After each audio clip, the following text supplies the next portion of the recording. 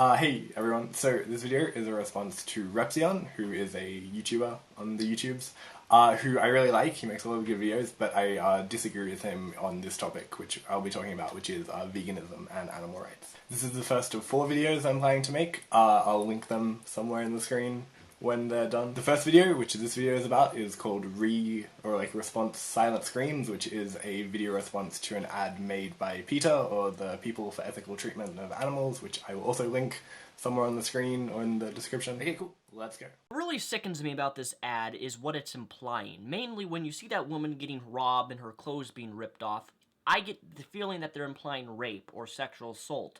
And if so, how is rape, how is sexual assault, or how is robbery in any way in correlation to that of killing a fish? Because fish are sentient beings that can experience pain.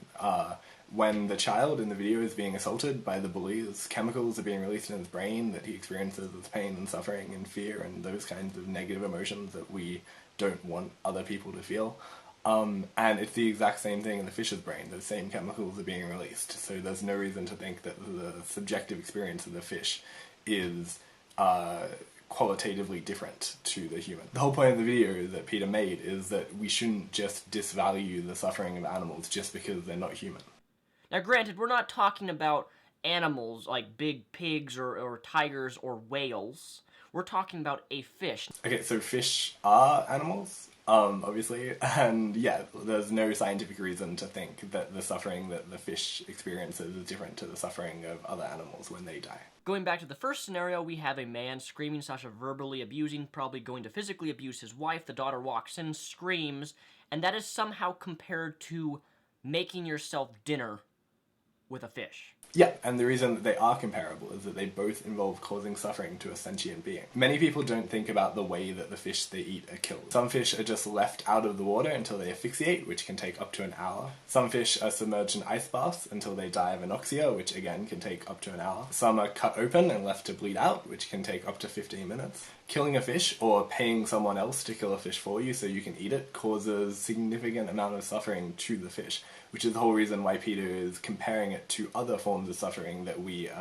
find easier to empathize with, suffering that occurs to humans. The difference is that the suffering of the fish is so far removed from by the time it gets to our table that it's just ignored, and also that the fish can't advocate for their own rights like other groups that society harms can. This is why the ad is called Silent Screams. This is the main thing that irks me about this campaign ad, is that a simple trout for dinner is compared to that of domestic abuse, bullying, burglary,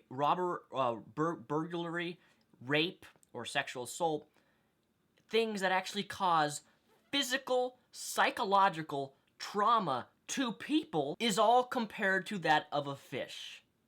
So, like I've described, eating fish does cause psychological and physical trauma and death to the fish before you eat it, when it's being killed. The only difference is that one is being done to a human and one is being done to a fish. And nowhere in the video did you actually make an argument that we shouldn't care about the suffering of non-human animals, even though that's what the video that you're responding to was trying to convince you of.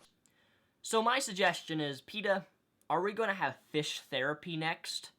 Because that sounds about your line of logic. Fish therapy, you know, those fish need some real therapy for all those psychological traumas that those fishies are going through. So yeah, I know this is a joke, and obviously PETA isn't advocating for fish therapy. They just want us to stop killing the fish. But I don't know why you don't think that animals can't experience like psychological mental health issues. It's well documented in like zoos and captivity that animals experience symptoms that are similar to depression and anxiety in humans. Obviously, cognitive behavioral therapy probably isn't going to have much of an effect on the animals, but it's still a thing that happens. But it never ceases to amaze me how far PETA can go to try to prove their points. I mean, eating fish now equals straight off abuse. That's a new one that I haven't quite heard before. And what was really interesting, if you examine the ad, when the fish is actually on the cutting platter, alive, which I don't think really happens very often, you can see vegetables in the background, tomatoes, lettuce, cucumbers, things like that. What about those things? Because those are alive. Those vegetables, those plants, those things are alive. So what do you recommend that we eat, if not vegetables and, you know, those things we can't eat the fish because that's obviously abuse. What about plants? Can we eat the plants?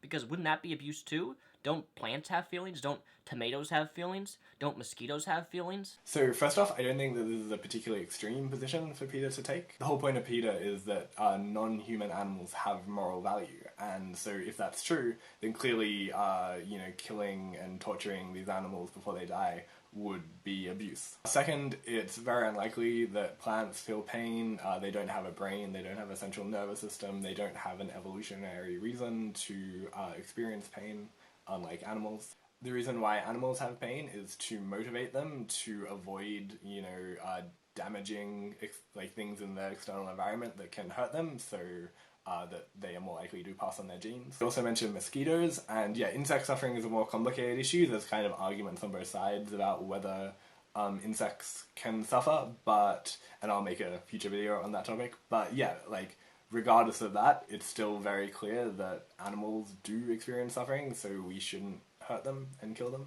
I just hate how this ad demeans and reduces real-life issues and problems in society that we face, rape culture, domestic violence, abuse, and it downgrades it to a simple trout on a cooking table.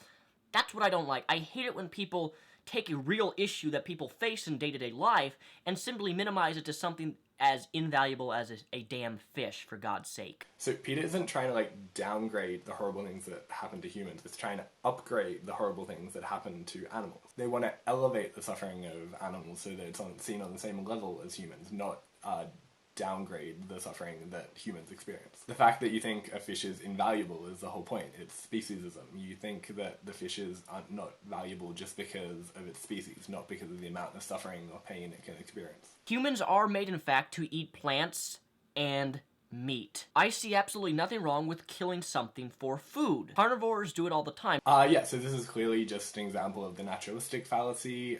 Just because saying something is natural doesn't mean it's right. Just because animals in the wild do something doesn't mean it's moral for us to do it. Animals in the wild rape and murder their children, and that is clearly wrong for us to do. It's kind of disappointing to hear a really smart guy like Repzion make, what's clearly just a blatant naturalistic fallacy. If a conservative said to Repzion, that being gay or being trans was unnatural and therefore wrong, he would clearly, in a second, recognize how that argument is bad. So yeah, it's a bit disappointing that he can't also see why his naturalistic fallacy is wrong. Also, so he says that he's okay with humans hunting and killing animals for food if they need to survive, but almost everyone in the developed world doesn't need to eat and kill animals to survive. The vast majority of people are able to live healthily on a vegan diet, so the only reason to eat meat and animal products is the extra pleasure you get from the taste and the extra pleasure you get from the animal carcasses. So that's my response to Repzion's video. Like I said in the beginning of the video, I really like Repzion. I think he's a really smart guy, and I agree with him on a lot of issues, but on this particular issue, I think he's wrong. And yeah, hopefully I've explained why I think that is. And yeah, so this is the first of a 4-video series, so like I said, added the next video I'll put somewhere on the screen. And yeah, so see you next video. Bye.